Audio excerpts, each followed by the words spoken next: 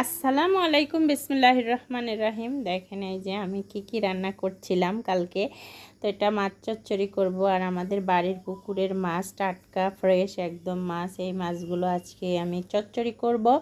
আর একটু আলু আর পেঁয়াজ কেটে, কাঁচামরিচ কেটে মাখিয়ে নেব। আর এভাবে কিন্তু হাত দিয়ে মাখিয়ে চচ্চড়ি করলে অনেক টেস্টি হয়। আর এর মধ্যে সরিষার তেল দিলে তো কথাই নেই, আরও স্বাদ বেড়ে যায় দ্বিগুণ। আর এই যে আমার মাছ চচ্চড়িটা আমার কাছের এবং দূরের যত ভাইরা বোনেরা দেখছেন আমার ভিডিওটা, অবশ্যই ফলো দিয়ে পাশে থাকবেন। আর আপনাদের পেজ থাকলে অবশ্যই কমেন্টস করে যাবেন, তাহলে ফলো পাবেন। আর ইউটিউব থেকে দেখে থাকলে অবশ্যই সাবস্ক্রাইব পেয়ে যাবেন। আর এই যে মাছগুলো, আর আমি না থাকা সত্ত্বে মাছ কেটেছে অন্যরা, তো বাড়িতে তারা মাছ কেটে একদম ধুতে গিয়ে ফেসে একদম নষ্ট করে ফেলেছে। আমি ঝুড়িতে করে মাছ ধুয়ে নেই, তো তাতে ভালো হয়। আর দেখেন কালারটা কি সুন্দর এসেছে, আগের দিকে কালার আসছিল না। তো মানে কাছ থেকে ভিডিও করলে কিন্তু কালারটা একটু খারাপই আসে। আর যদি একটু দূর থেকে কালার আনার জন্য ভিডিও করা যায় তাহলে কিন্তু ভালো আসে। এই একটা নতুন টিপস আমি পেয়েছি, তো আপনারা অবলম্বন করবেন যারা ভিডিও শ্যুট করেন। তো দেখেন কি সুন্দর কালার এসেছে। মানে আমার আবার রৌদ্র আসে দুপুরের দিকে জানলা দিয়ে, সেজন্য একটু কালার একটু ডিসকালার আসছিল তখন। তো অনেক চেষ্টা করে কালারটা এনেছি, অনেক কষ্ট করে যে ভিডিওটা করলাম। ভালোই তরকারির কালার এসেছে জন্য ভালো লাগছে। আর এই যে আমার চচ্চড়িটা হয়ে গেছে, লাস্ট মুহূর্তে আমি একটু এরকম মাখা মাখা রাখবো লাস্টে। আর এটা কিন্তু শুকনো একদম, মানে নিচের দিকে তলার দিকে লাল লাল হয়ে পুড়ে যাওয়া, সেটাও খেতে ভালো লাগে। আর এই যে মাছ, বিশাল আকারের মাছের মাথা, মানে একটা মাছ উঠেছিল জালে। তো সেই মাছটা আমরা দুইজনে, মানে ভাগের পুকুর, তো তারা আমাদের আর ওদের ভাগ করে নিয়ে আধঘান মাথা দিয়ে একদম কড়াই ভরে গেছে। তো একটা লেজা আর একটা চল দিয়ে আমি এটা দিয়ে রান্না করব আলু ঘাটি। তো মাছটা ঘন্ট করব না, শুধু আলু মানে ঘাট করে যেটা সেদ্ধ করে সেইগুলো দিয়ে রান্না করব। তো অনেক সুন্দর একটা ব্লগ ভিডিও সাজিয়েছি, তো আপনারা কন্টিনিউ করবেন তাহলে ভালো লাগবে। আর এই যে আমার আলু সেদ্ধ করা হয়েছে, আর হাত দিয়ে একটু চটকে নিয়েছি, তো এখানে অনেক সুন্দর করে চটকে নিয়েছি। আর এই যে মাছটা কষিয়ে নিচ্ছে, একটু মাখিয়ে দিয়েছি অলরেডি সুন্দর করে, ঝাল লবণ সব কিছু দিয়ে মাখিয়ে নিয়েছি। আর এই যে মাংসের পিসটা উঠালাম না, ওটা মনে হচ্ছিল মাংসের পিস, মানে মাছের পিসটা মাংসের মতো দেখা যাচ্ছিল, একদম গরুর মাংসের মতো, মানে কষকষ হয়ে গেছিল।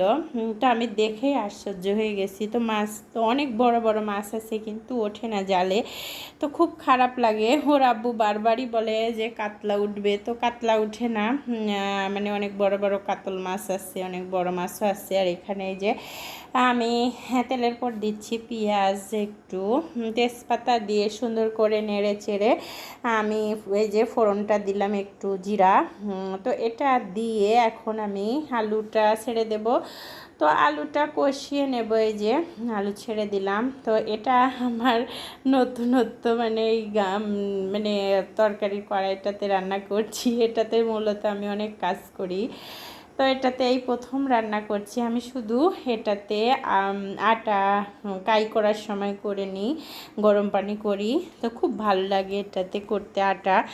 আর এই যে হলুদ, আদা, জিরা, রসুন বাটা সব রকমের মশলাপাতি একসঙ্গে দিয়ে এখন নেড়ে চেড়ে সুন্দর করে কষিয়ে নেব। আর কষানো হয় যে হয়ে যাচ্ছে লাস্ট পর্যায়ে, তো অনেকক্ষণ ধরে কষিয়ে একটু পানি দিয়ে তারপরে আবার ঝোল দিয়ে দেব।